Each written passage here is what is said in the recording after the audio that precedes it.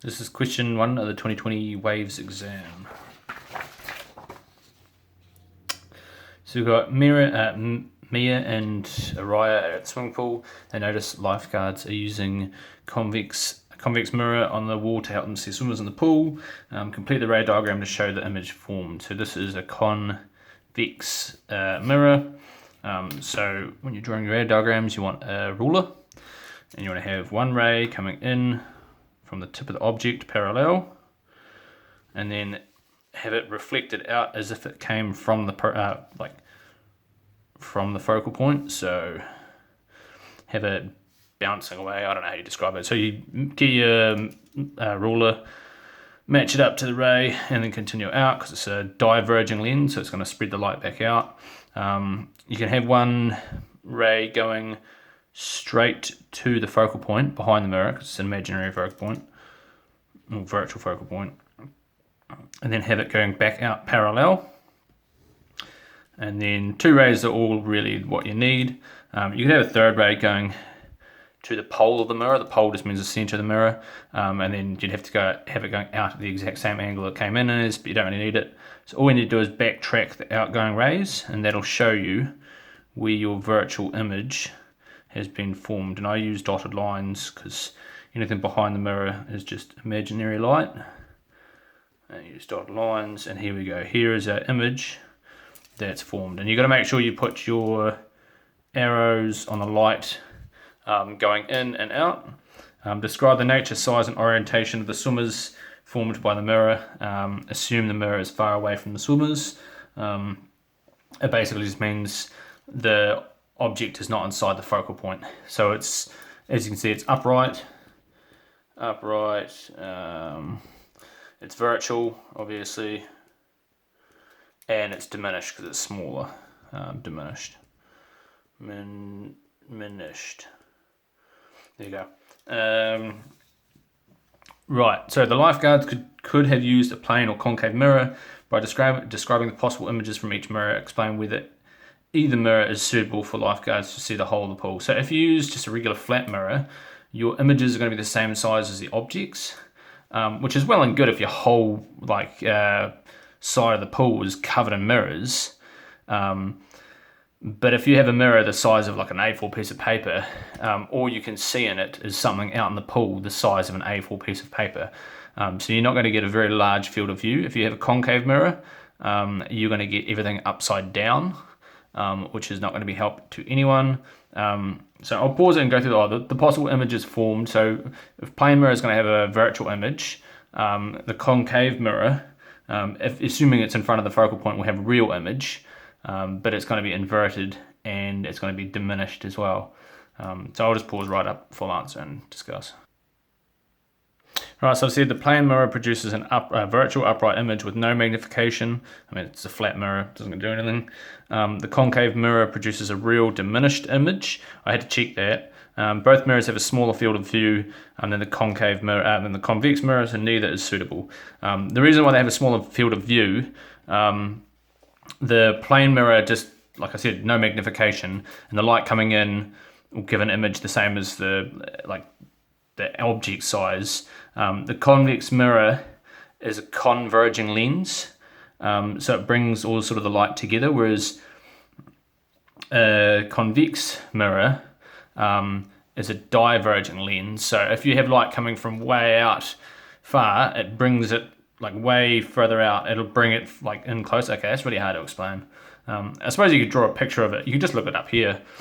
If you have light from way over here coming in, you'll have an image right here. That's basically, yeah. So you can just have light coming in from the reverse. So like an image or an object way out, the light would come in and then you'd have an image formed there. Hope that's how it works, yeah. And then to check whether concave lens is actually diminished, I just sketched it up and did a quick measurement. If you get this object and pull it out further, this line coming through here will actually become a sharper angle, so it'll get closer and closer to the center, which will mean your object height will be less, so it's always diminished. Easy way to check, right. Children's play pool has a small partition with a convex lens. So that's a glass lens or plastic, whatever, built into it to create patterns in the water.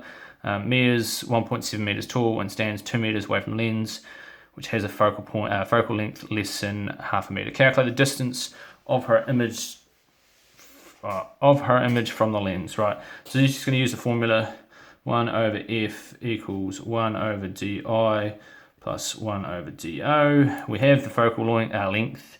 We have the distance to the object, so we're going to try and find di. So we're going to go 1 over f minus 1 over do. I'll just check that over here. 1 over f minus 1 over do, and that would equal 1 over di. And then what we do is we flip both sides. So we say that di is equal to 1 over f minus 1 over do. And then we chuck in the numbers. So 1 over, what's the focal point? Focal length is half a meter, 0.5 minus 1 over 2. And then do that in your calculator, and I'll show you how to do that real quickly. All right, I've just plugged it in. Make sure you use the brackets around the 1 over 0.5 minus 1 over half, simply because it just does the operation from left to right. So we get a distance to the image of 0.67. We'll round it up because you got 2 SF there. So it's going to be 0.67 meters. Always round to the lowest amount of SF in the question. Calculate the height of our image. So we've got the magnification equals high over ho equals di over do. That's how I remember it. And we're trying to find HI. So HI is equal to DI over DO times HO, because we just move it up. And that is going to be equal to, what's DI? That's 0.67 over distance to the object, that was 2 meters, times, and she's 1.7 meters tall. And that equals 0.5695. So we write the full answer, 0.5695. I should have done that for the other one. And that's units of meters. So, and then down here we have HI for your markers, 0.57 meters. I'll make that a nicer 7. So it's easier for the markers just to look straight for the answer. Right, describe the nature, orientation, size. Is it just nature, size, and orientation of her image? It's going to be a real image because she's going to be. We can sketch this up real quick. So this is what you should always do when you do these questions. You should always sort of sketch up just to double check. You've got plenty of time. Focal point here, we're going to need to check. Focal point is half a meter, and she's 2 meters away. So I mean, she's like way back here somewhere. But all we need to know is that she's behind the focal point. There we go. And it's a convex lens. So we'll chuck the focal point over here because we're going to need it to do some ray diagrams. Convex lens, which is a magnifying glass. So it's shaped like this. So we can sort of get that through our head. And it's a converging lens that brings the rays together. So here we have in parallel out through the focal point, because it's a converging lens, it brings the rays together, and then we'll just have one going straight through the pole of the lens, like so. Oop, there you go. And now we have the image, like that. I mean, this is just like the general. So it's real, because you could put a screen here and project it onto the screen. It's inverted because it's upside down. Inverted, and HI is 0.57, whereas she's actually 1.7, so it's diminished. Diminished. The reason why it doesn't look diminished in the diagram, because this isn't to scale. I just wanted to check whether it was upside down and whether it was real or not, or just to show you what it looked like. I should have really done it to scale. I should have shifted this focal point way closer and had it, like, did it with my ruler, but I didn't. But anyway, that's it.